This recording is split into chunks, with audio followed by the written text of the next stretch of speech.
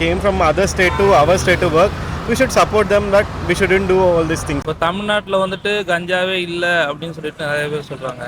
கஞ்சா வந்து நல்ல புழக்கத்தில் தான் இருக்குது. நிறைய பேர் பார்த்தீங்கன்னா கஞ்சா போல இருக்க மாதிரி தோணுது. நமக்கே பார்த்தா பயமாக தான் இருக்குது.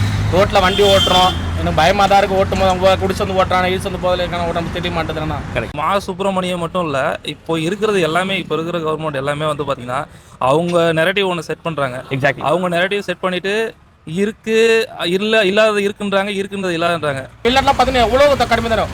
ஒரு பொண்ணை கற்பழிச்சு நடு ரோட்டை வெட்டுறானுங்க, அறுத்துறானுங்க போட்டு. அந்த ஊர்லாம் பார்த்தீங்கன்னா நம்ம ஊரில் அப்படி கிடையாது. கரெக்ட். 8 வயசு பொண்ணை கெடுத்தாலும் ஒன்றும் கிடையாது, உட்கார சோறு போட்டு அமுச்சு விட்றாங்க.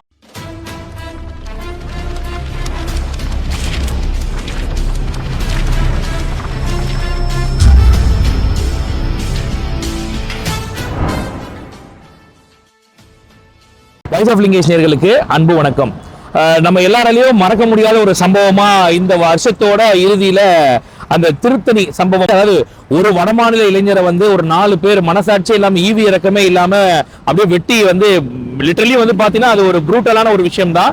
ஸோ அது சம்பந்தமா என்னைய கேட்டீங்கன்னாக்கா அது உண்மையிலேயே அதை பார்க்கும்போது பதப்பதச்சுது. நம்மளால அடுத்த நிமிஷம் வேற எதையுமே யோசிக்க முடியல. என்னை பொறுத்த வரைக்கும் நடந்த இந்த சம்பவத்துக்கு யார் பொறுப்பேற்றுக்கணும் அப்படின்னாக்கா கண்டிப்பா அரசாங்கம் தான் பொறுப்பேற்றுக்கணும். ஏன்னா அரசாங்கத்தின் அலட்சியம் தான் இந்த மாதிரி பிரச்சனைகள் அதிகமாயிட்டே இருக்குது.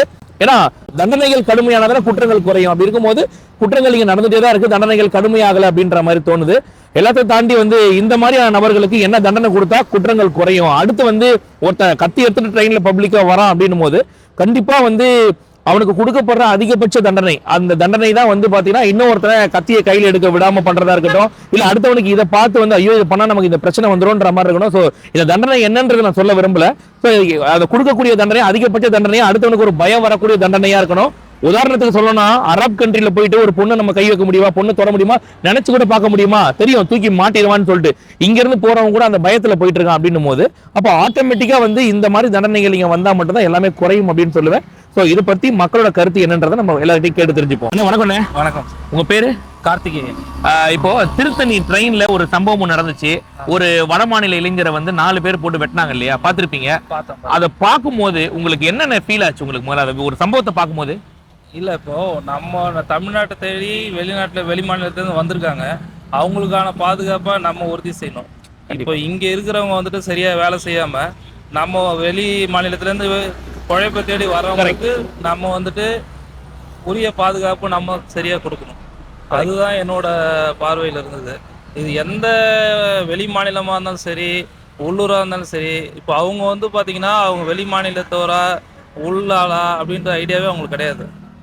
அவங்க வந்து பார்த்திங்கன்னா அவங்க வந்து போதையில் இருந்தனால யாராக இருந்தாலும் அந்த இடத்துல ஆப்போசிட்டில் வந்துட்டு அவங்களுக்கு வந்து ட்ரிகர் பண்ணியிருந்தாங்கன்னா அவங்க அப்படி தான் ரியாக்ட் பண்ணுவாங்க. இது வெளி மாநிலத்தவங்க உள் மாநிலத்தவங்க அப்படிலாம் இல்லை, மனித அவங்க போதையில் இருக்கிறதா அதுக்கு ஒரு காரணம் அப்படின்னு சொல்ல வரீங்க. அவங்களுக்கு வந்துட்டு பார்த்தீங்கன்னா வெளி மாநிலத்தவங்க அப்படின்ற ஒரு இது இருக்காது. ஏன்னா அந்த அளவுக்கு புரிதல் இருந்ததுன்னா அவங்க வந்துட்டு அடிச்சிருக்கவே மாட்டாங்க. ஆனால் அடுத்து இன்னொரு கேள்வி, நடந்த இந்த சம்பவத்துக்கு யார் பொறுப்பு ஏற்றுக்கணும்னு நினைக்கிறீங்க? இந்த சம்பவத்துக்கு வந்து அவங்க வந்து வெட்டுறதுக்கு யார் காரணமா இருப்பா, இவங்க தான் இதுக்கு பொறுப்பு ஏற்றுக்கணும் அப்படின்னு யாரை சொல்லுவீங்க? இல்லை, இப்போதைக்கு அவங்க வந்து பார்த்தீங்கன்னா இப்போதைக்கு கஞ்சா போதையில் இருந்தாங்க. கஞ்சா போதை இருக்குது அப்படின்னா இப்போ தமிழ்நாட்டில் வந்துட்டு கஞ்சாவே இல்லை அப்படின்னு சொல்லிட்டு நிறைய பேர் சொல்கிறாங்க.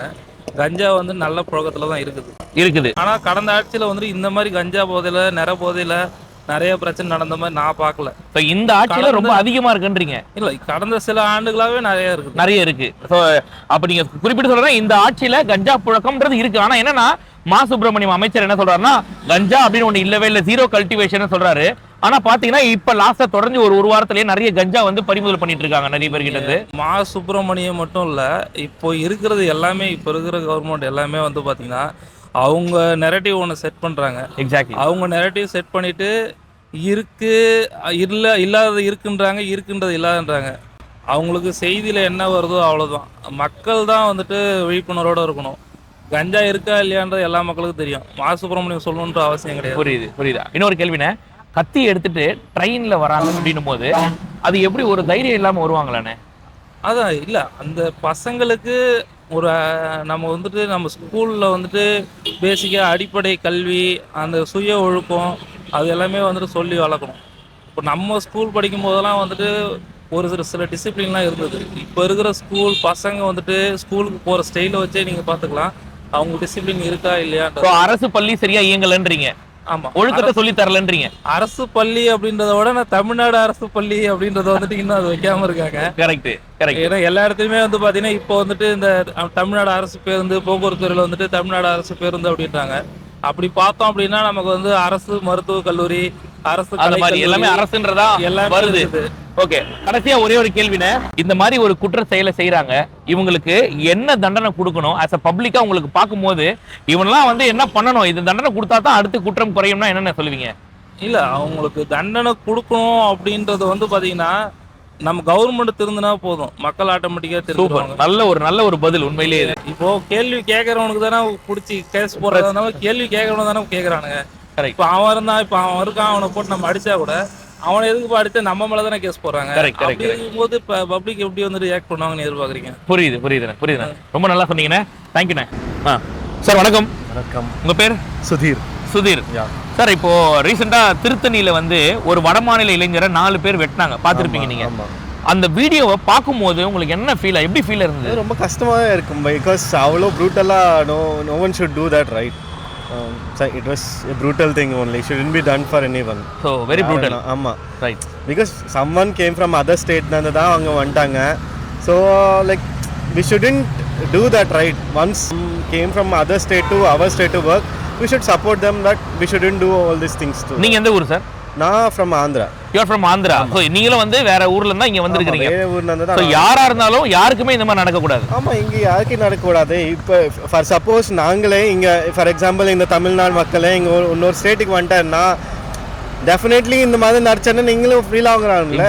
அப்படி நீங்க we have to, as an Indian we have to be taking it, not only Indian, like we are humans, we shouldn't do that. Exactly. Wherever we are, we shouldn't be doing that, right? Exactly. Okay, next question. Who is responsible for this?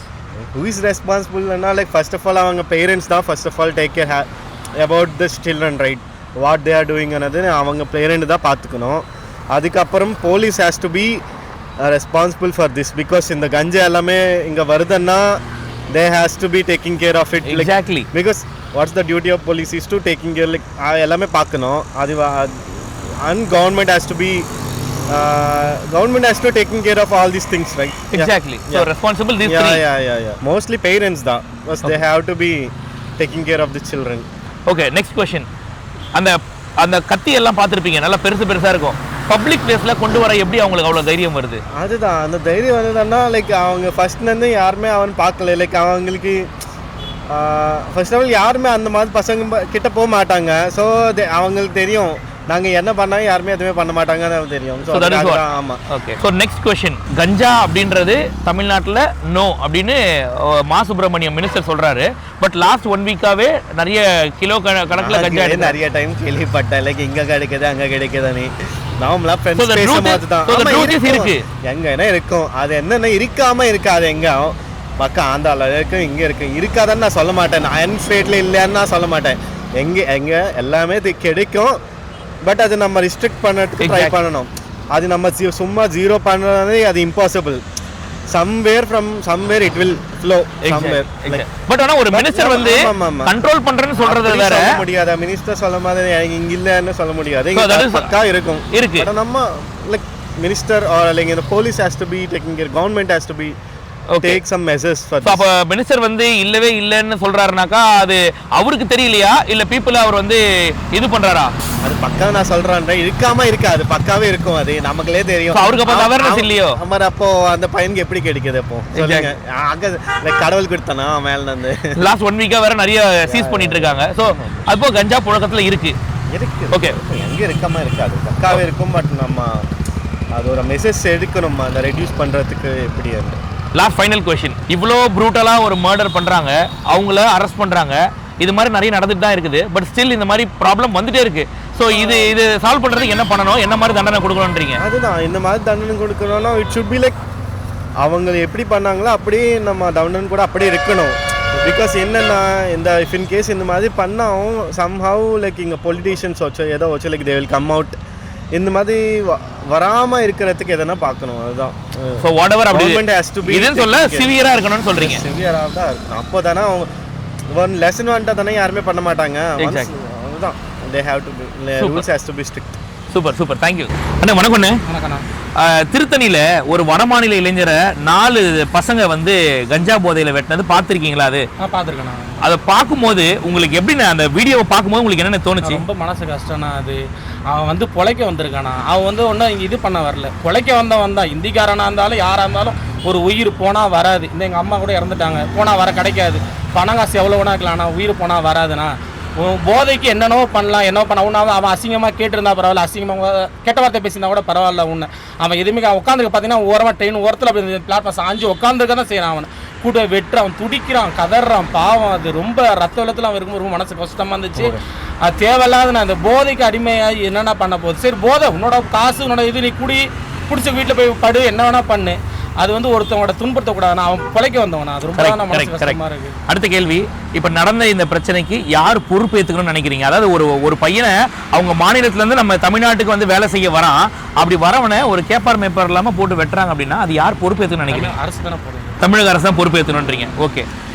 ஆனா இப்போ கஞ்சா புழக்கம் தமிழ்நாட்டுல இல்லவே இல்லை அப்படின்னு சொல்லிட்டு அமைச்சர் மா சுப்பிரமணியம் சொல்றாரு, சரிங்களா? ஆனா இப்போ இந்த ஒரு வாரமாவே பார்த்தீங்கன்னா கிலோ கணக்குல கஞ்சா பறிமுதல் பண்றாங்க. அதை பார்க்கும்போது கஞ்சா புழக்கம் உண்மையிலே இருக்கா இல்லையா, இல்ல அமைச்சர் ஏன் அப்படி சொன்னாரு? உங்க கருத்து என்ன? நான் இருக்குதான் நான் நினைக்கிறேன். இல்லைன்னு நான் நினைக்கல, இருக்குதான் நான் நினைக்கிறேன். என்னோட கருத்து அது இருக்குதான் நினைக்கிறேன். இருக்கனால தானே கஞ்சா போது இது இல்லை அடிமை ஆகுறாங்க, அதெல்லாம் இருக்கு நான் நினைக்கிறேன். அப்ப அமைச்சர் ஒருவேளை தெரியாம சொல்றாரோ இல்ல வேணும்ட்டே மாத்தி சொல்றாரா? அது நம்மளுக்கு தெரியல. நான் ஓகே, ஆனா இருக்குதான் நான் நினைக்கிறேன். இல்லாம இல்லை கிடையாது, இல்லை இருக்க தானே செய்யுது. அது நிறைய பேர் பார்த்தீங்கன்னா கஞ்சா போல இருக்காம மாதிரி தோணுது. நமக்கே பார்த்தா பயமாக தான் இருக்குது. ரோட்டில் வண்டி ஓட்டுறோம், எனக்கு பயமாக தான் இருக்குது. ஓட்டும் போது அவங்க குடிச்சு வந்து ஓட்டுறாங்க, இழுச்சு வந்து போதில் இருக்கான ஓட்ட தெரிய மாட்டேதுன்னா. கரெக்ட். அடுத்த கேள்வி, ஒருத்தன் அவ்வளோ இதுவாக வந்து கத்தியை எடுத்துகிட்டு வரான், சரிங்களா? ட்ரெயினில், பப்ளிக் ட்ரெயினில் ஒரு கத்தியை வச்சு ரீல்ஸ் பண்ணுறான். அப்போ சட்ட ஒழுங்கு எந்த அளவுக்கு சரியாக இருக்குது, நீங்கள் அதை எப்படி பார்க்குறீங்க? சட்ட ஒழுங்கு இல்லைன்னு நினைக்கிறேன். சட்ட ஒழுங்கு சரியா இல்லை. ஏன்னா கத்தி வந்து எடுத்துகிட்டு போகக்கூடாது ரயிலில். தெரியல, எல்லாமே இப்போ பண்ணுவாங்க, எடுத்துகிட்டு போகிறாங்கன்னா அது எவ்வளோ பெரிய இதாக இருக்குன்னு தெரியல. அங்கே ரயில்வே ஸ்டேஷனில் அவங்க பாதுகாப்பு இல்லையா என்ன நமக்கு அது தெரியலண்ணா. அது ஸோ அது வந்து சட்ட ஒழுங்கு சரியா இல்லைன்றீங்க. ஆமாம், ஏன்னா கத்தி எடுத்துகிட்டு போகக்கூடாது இல்லைண்ணா. ரூல்ஸ் பிரகாரம் பார்த்தா எங்கேயுமே இருக்கக்கூடாதுன்னு தானே பார்க்குறோம். கத்தி காய்கறி வெட்ட வீட்டில் இருக்கணும், அது ரயில்வே சேஃப்டி வச்சு தெரியல, நமக்கு தெரியல. சரி, ஓகே. கடைசியாக ஒரு கேள்வினே, இப்போ இந்த மாதிரியான குற்றங்கள் நடந்துகிட்டே இருக்கு தொடர்ச்சியா, ஆனா தண்டனைகளும் கொடுத்துட்டு தான் இருக்காங்க, கைது பண்றாங்க, எல்லாமே பண்றாங்க. ஆனாலும் இந்த குற்றங்கள் குறைய மாட்டேங்குது. என்ன மாதிரியான தண்டனைகள் கொடுத்தா இந்த குற்றம் குறைய நினைக்கிறீங்க? ஆனா இவங்களுக்கு கடுமையான தண்டனை தான் கொடுக்கணும். குற்றங்களை குறைக்கணும்னா தண்டனை பலவா இருக்கணும். நமக்கு தண்டனை போட அதெல்லாம் நம்ம கேட்கல. அடுத்தவன் தப்பு செய்யக்கூடாத அளவுக்கு இருக்கணும். ஸோ தண்டனை அப்படிங்கிறது பார்த்தீங்கன்னா இன்னொருத்தன் நினைச்சு கூட பார்க்க கூடாது. தண்டனை செய்யறதுக்கு ஏன்னா இப்போ நான் போறேன், என்ன அடிக்கிறானுங்க, 4 பேர் போலீஸ் வருவாங்க, கேட்பாங்க, போய் அவ்வளோதான். அப்போ அடுத்து என்ன பண்ணுவோம், அடுத்த கூட செய்வாங்க. அந்த தண்டனை செய்யவே கூடாத அளவுக்கு அந்த தண்டனை அடுத்தவனுக்கும் ஒரு பயம் வர்றாங்க. யாருக்குமே இந்த இப்போ அடிக்கும் எப்பா அடிச்சா ரொம்ப கடுமையா இருக்கும்பா, ஐயோ இப்படி பண்றாங்கப்பா. நீங்க வெளிநாட்டுலாம் பார்த்தீங்கன்னா எவ்வளோ கடுமை தரும். ஒரு பொண்ணை கற்பழிச்சு நடுரோட்டை வெட்டுறானுங்க, அறுத்துறானுங்க போட்டு. அந்த ஊர்லாம் பார்த்தீங்கன்னா நம்ம ஊர்ல அப்படி கிடையாது. கரெக்ட். 8 வயசு பொண்ணை கெடுத்தாலும் ஒன்றும் கிடையாது, உட்கார சோறு போட்டு அமுச்சு விட்றாங்க. ஆனால் என்ன பண்ணுறான், வெளியே வந்ததுக்கப்புறம் அவன் வேலையை அவன் பண்ணதான் செய்யறான். மற்றபடி அவன் இது பண்ண மாட்டான்ல. தண்டனை கடுமையா இருந்தா சட்டம் ஒழுங்கா இருக்கு. நான் சூப்பர்ண்ணே, சூப்பர்ண்ணே.